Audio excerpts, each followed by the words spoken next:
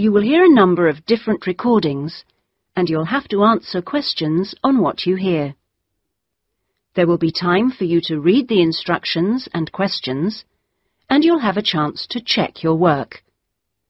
All the recordings will be played once only. The test is in 4 sections. At the end of the test, you will be given 10 minutes to transfer your answers to an answer sheet. Now turn to Section 1. Section 1. You will hear a conversation between a customer and a salesman at a car showroom. First, you have some time to look at questions 1 to 4.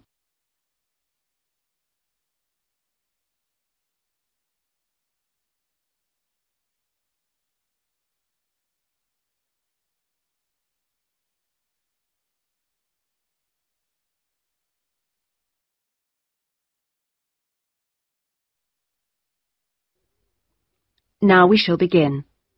You should answer the questions as you listen, because you will not hear the recording a second time. Listen carefully and answer questions 1 to 4. Good morning. Please take a seat. How can I help you? Well, I'm thinking of buying a new car, and I'd like some advice. Sure, yes. Had you got any particular make in mind? I'm interested in a Leader. I've had one before and liked it, but I haven't really made up my mind. Sure. We've got various models. Right. What about the engine size? Any ideas? The one I've got at the moment's a 1.2-litre engine, but I find it a bit slow on long journeys. I'd like a bit more power this time. A 1.4 should do. I don't think I need a 1.6 or anything. Right. Well, I think the model you're looking at is the Max. Here's a picture. Oh, yes. Have you got one in? Yes, I'll take you to have a look at it in a minute. I'll just get a few more details. Is there anything else to do with the engine? What kind of gear change do you want? I presume you want a manual. I'd want automatic. I've never driven a car with manual gears. Right. Well now, here's the colour chart for the Max. Have you given that any thought? This blue's very popular at the moment. Yes, it is nice. I like blue. What's it called? Royal? Yes. But actually, I think I prefer this lighter shade here. Sky. Yes, that's popular too. I think I'll go for that. You might have to wait a week or so for that colour, but I assume that'll be okay. Oh, yes, fine. Well, we can go outside and you can have a good look at one, and perhaps take it out. But first, can I just ask you about finance? The cash price is going to be somewhere in the region of 7,500. How would you like to pay? Are you in a position to pay cash, or would you need credit?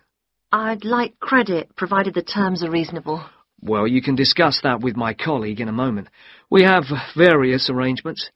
Would you be interested in us taking your present car as part exchange? Yes.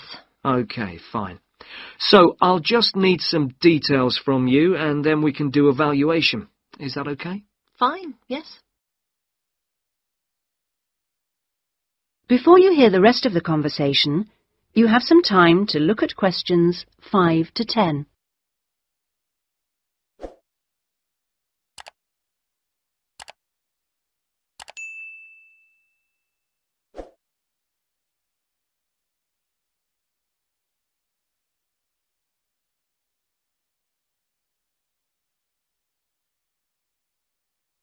Now listen and answer questions 5 to 10. Could I have your full name? Wendy Harries. That's Harries. And is that Mrs., Miss, Ms.? It's Doctor, actually. Oh, right. And your address? 20 Green Banks. Is that green spelled as in the colour?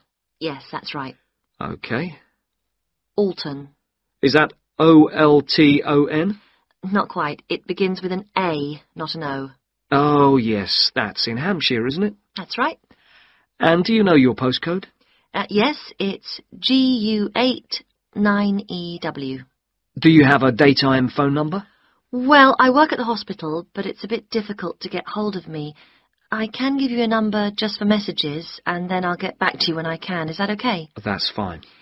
It's 0798 257 643. Fine. And about the car you have now, what make is it? It's a Conti. Do you know the year or the model name? I think it's 1996, and it's called a Lion, like the animal. Then it must be 1994, because they brought out the Fox after that. Oh, right, yes. Mileage, roughly? I'm not sure. I know it's less than 70,000. OK. What colour is it? It's grey, metallic grey. Right. And one last thing. What sort of condition would you say it's in? I'd probably describe it as reasonable. Do you need to see it? It's parked outside. Not at the moment, no. Perhaps you could call in one day next week. That is the end of section 1.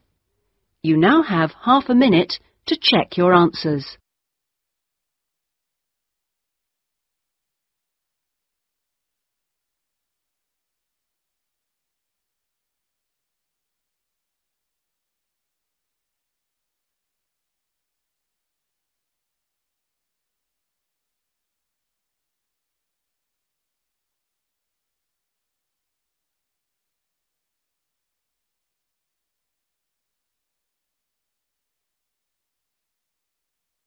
Now turn to section 2.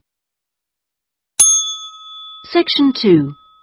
You will hear an admissions officer from a UK university talking to a group of postgraduate students in a university abroad about applying for a place at his university. First, you have some time to look at questions 11 to 15.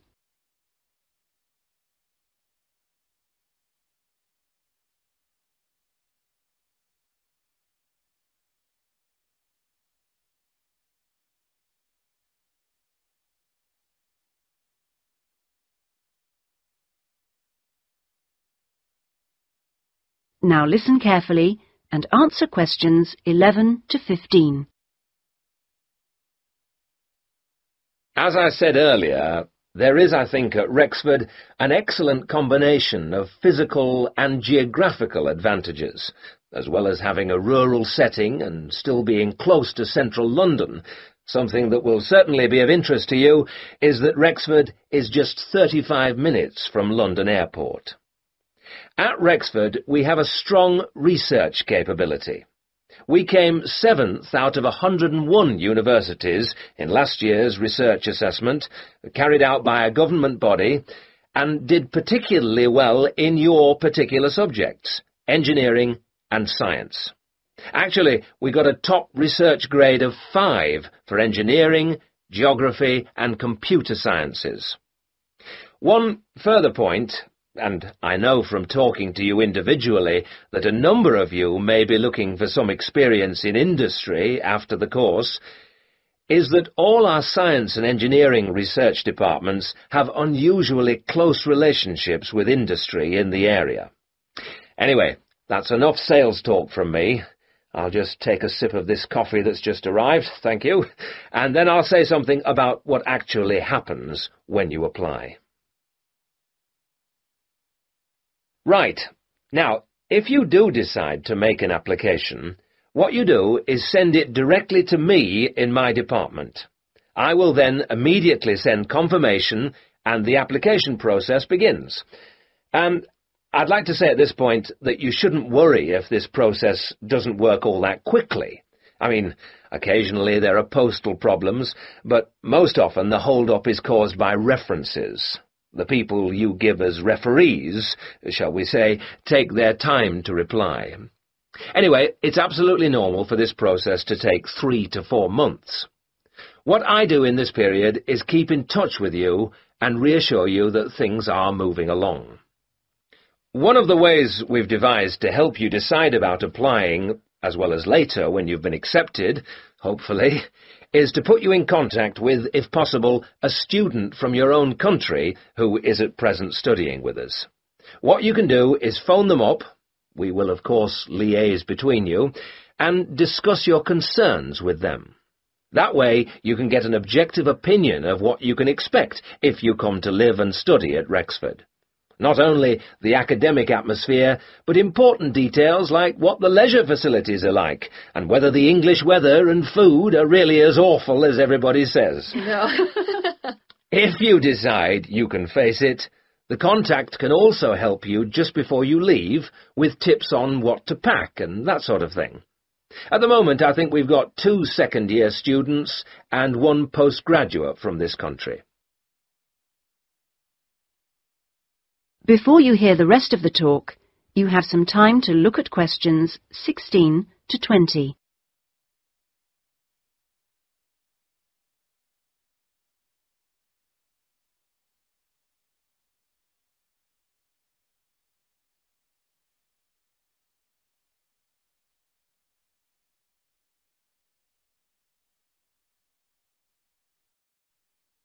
Now listen and answer questions 16 to 20. Now, to move on to the other concerns you expressed earlier. At a UK university, as I'm sure you know, you will be in an environment where independent learning is the norm, which takes most students a while to adjust to, and at a time when you will be separated from your normal surroundings, and in most cases, your family. This can be a difficult time.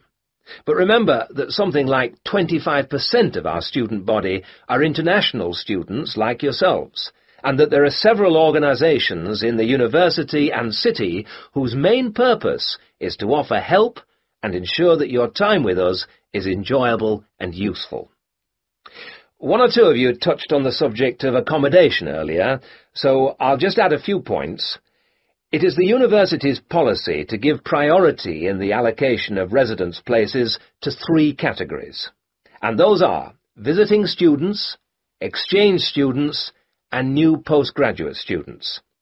However, demand exceeds supply, so there is still a need to put your name down early for campus accommodation, particularly if your family is accompanying you.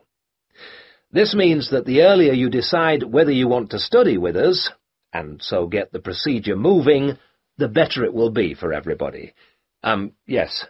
What if you would prefer to live outside the university? If you're planning to live off campus, you've got to sort things out even earlier.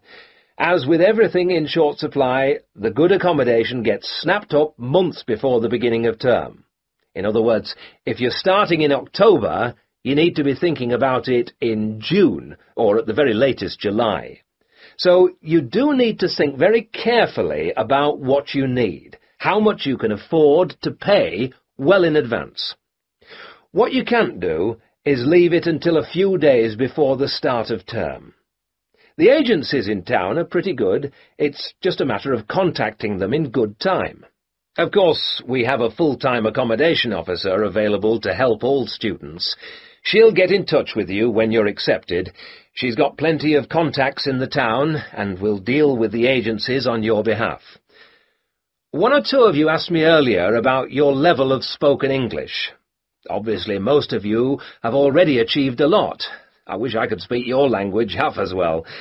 Having said that, though, I'm afraid the lecturers will make little or no allowance for the presence of non-native speakers in the audience. So anything you can do to improve your spoken English, even beyond the pretty high levels most of you have already reached, will help make your stay with us that bit more fun for you. Some extra practice before you arrive is worth more than, for example, private lessons afterwards when you won't really have time. Oh, and one last thing before I invite further questions. It's very important that you always... That is the end of section 2. You now have half a minute to check your answers.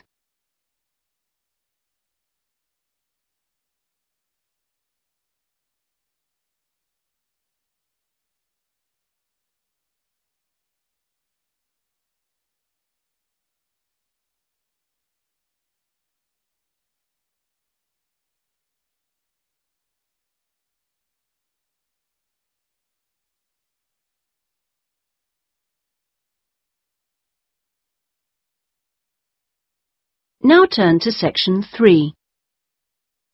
ये video उन लोगों के लिए है जो Canada, Australia, New Zealand या England वगैरह की इमिग्रेशन लेने की तैयारियां कर रहे हैं या फिर वहां की यूनिवर्सिटीज़ में एडमिशन लेने के ख्वाहिशमंद हैं। आइल्स टेस्ट इंग्लिश जानने का एक फ्रेमवर्क है जो इमिग्रेशन और यूनिवर्सिटीज़ में एडमिशन लेने के लिए कंपल्सरी है। आइल्स टेस्ट 2 साल तक वैलिड रहता है और आमतौर पर ब्रिटिश काउंसिल या ऑस्ट्रेलियन टेस्टिंग सर्विस इसको कंडक्ट करवाते हैं। अब टेस्ट पार्ट्स की तरफ आते हैं। इस टेस्ट के 4 सेक्शंस होते हैं: listening, reading, writing and speaking. इसके 2 फेजेस होते हैं: जनरल एंड एकेडमिक। इमिग्रेशन के लिए जनरल फेज एक्सेप्टेबल है और यूनिवर्सिटीज़ में एडमिशन के लिए एकेडमिक फेज रिक्वायर्ड है। इन दोनों फेजेस के लिए लिसनिंग और स्पीकिंग एक ही तरह के होते हैं। आज हम लिसनिंग टेस्ट की प्रैक्टिस करेंगे। Section 3. You will hear 2 friends discussing a course they have just done. First, you have some time to look at questions 21 to 27.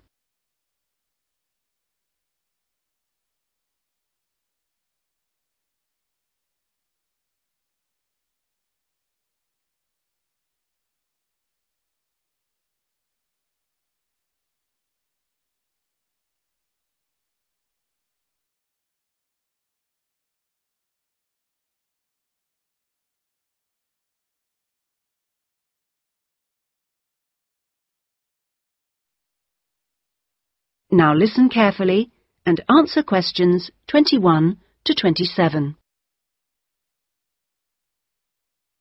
Oh, Ben, I just remembered I never filled in that form for Nick. Ah. Did you do it? The course feedback form. Yes. If you want, we can do it together. I've got mine here. Is that okay? Yeah. Okay. Let's have a look then. What do we have to do? Let's fill in the top first. Let's see. Course code. It's communication in business. Okay. Communication in business. I do know that, but what's the code? CB16 something. CB162, isn't it? That's it. Okay. And dates. When did we start? I remember my birthday's on May 4th, and it was the day after. It must have been May 5th. Gosh, doesn't seem that long ago, does it? No. And we finish at the end of this week on Friday, so that's July 15th. 16th. Oh. Monday was the 12th. Yeah. Right, that was the easy bit. Now, let's have a look. Please give your comments on the following aspects of the course. Okay, what's the first one? Oh, course organisation. What do you think? Clear. It was, wasn't it? Yeah, I think the organisation was clear. Okay, anything else for course organisation? It was a good thing he gave us the course outline at the beginning in the first session. That was useful, so I'll put that down, shall I? Yeah. Now, going on to suggestions for improvement, one thing that wasn't so good, I think we could have done a bit more work at the beginning. I mean, at the beginning it seemed dead easy. Yeah. I thought it was going to be really easy, and then all of a sudden in the second half of the course, we got a whole load of work. Yeah. Reading to do and essays and things. Yeah, it'd be better if it was more even. Okay, now, course delivery. Does that mean teaching? Yeah, I suppose so. Well, what I thought was really good on this course was the standard of teaching.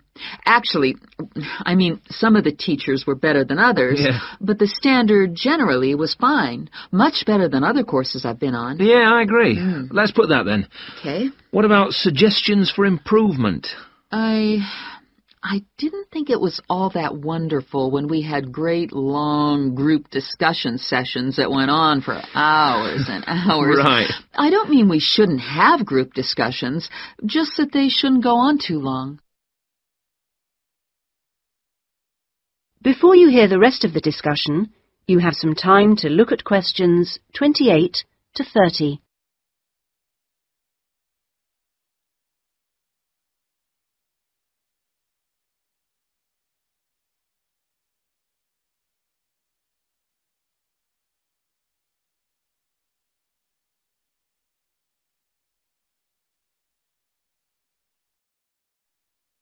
Now listen and answer questions 28 to 30.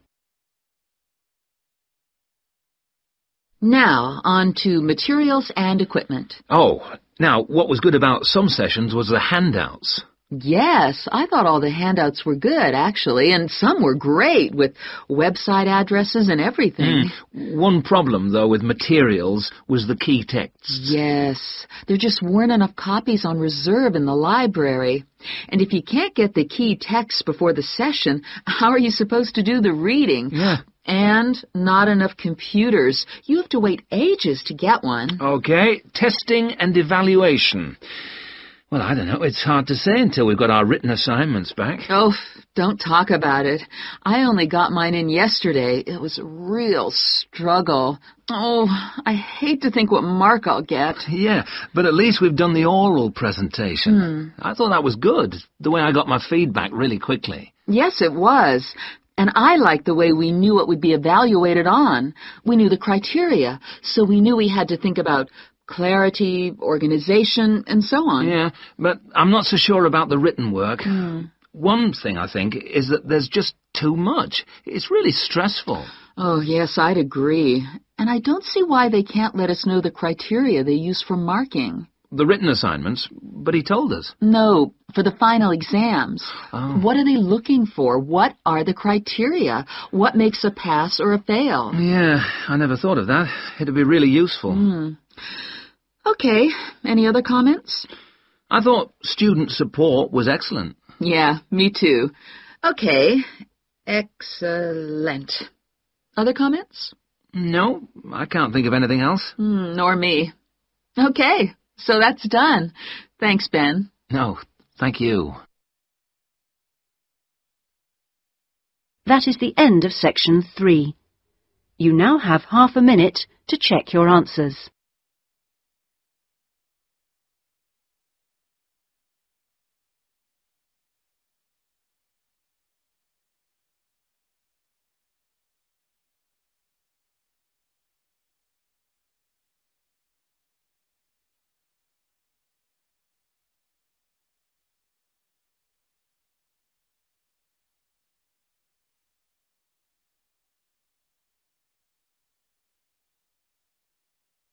Now turn to section 4. Section 4. You will hear a student giving a presentation about a project on household waste recycling. First, you have some time to look at questions 31 to 40.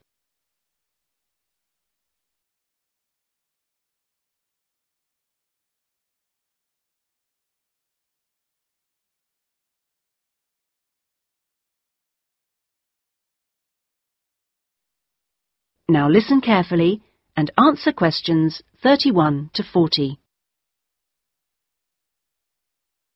Well, my group has been doing a project on how household waste is recycled in Britain. We were quite shocked to discover that only 9% of people here in the UK make an effort to recycle their household waste. This is a lower figure than in most other European countries, and needs to increase dramatically in the next few years if the government is going to meet its recycling targets. The agreed targets for the UK mean that by 2008 we must reduce our carbon dioxide emissions by 12.5% compared with 1990. And recycling can help to achieve that goal in two main ways. The production of recycled glass and paper uses much less energy than producing them from virgin materials, and also recycling reduces greenhouse gas emissions from landfill sites and incineration plants.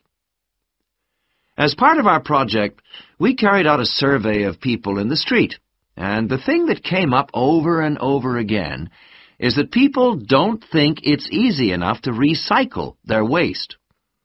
One problem is that there aren't enough drop-off sites. That is, the places where the public are supposed to take their waste. We also discovered that waste that's collected from householders is taken to places called bring banks for sorting and baling into loads. One problem here is taking out everything that shouldn't have been placed in the recycling containers. People put all sorts of things into bottle banks, like plastic bags and even broken umbrellas. All this has to be removed by hand. Another difficulty is that toughened glass used for cooking doesn't fully melt at the temperature required for other glass, and so that also has to be picked out by hand. Glass is easy to recycle because it can be reused over and over again without becoming weaker. 2 million tons of glass is thrown away each year. That is 7 billion bottles and jars.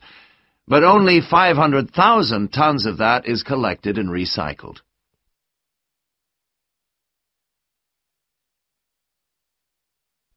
Oddly enough, half the glass that's collected is green, and a lot of that is imported, so more green glass is recycled than the UK needs. As a result, new uses are being developed for recycled glass, particularly green glass. For example, in fiberglass manufacture and water filtration. A company called CLF Aggregates makes a product for roads, and 30% of the material is crushed glass. For recycling paper, Britain comes second in Europe with 40%, behind Germany's amazing 70%. When recycling started, there were quality problems, so it was difficult to use recycled paper in office printers, but these problems have now been solved.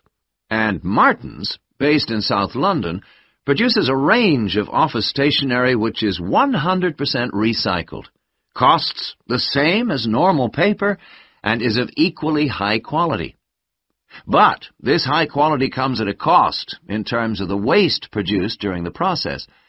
Over a third of the waste paper that comes in can't be used in the recycled paper, leaving the question of what to do with it.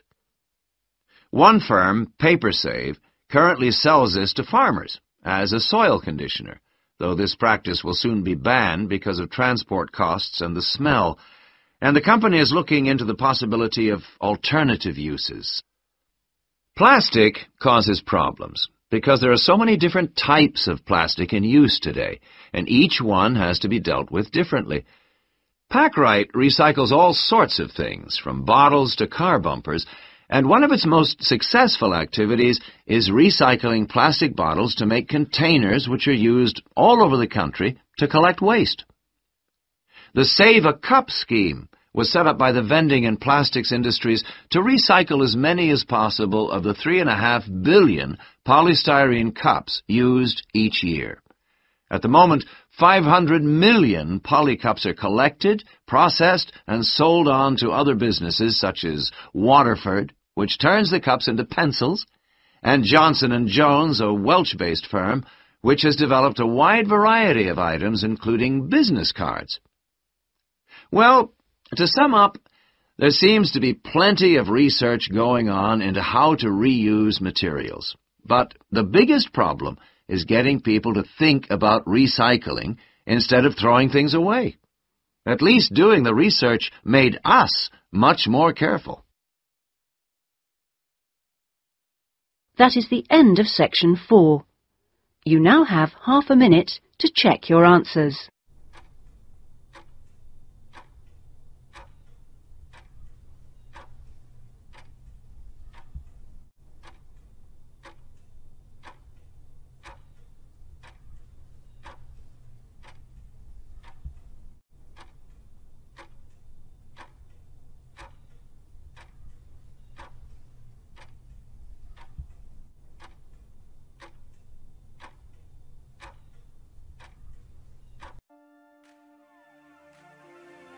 That is the end of the listening test. In the IELTS test, you would now have 10 minutes to transfer your answers to the answer sheet.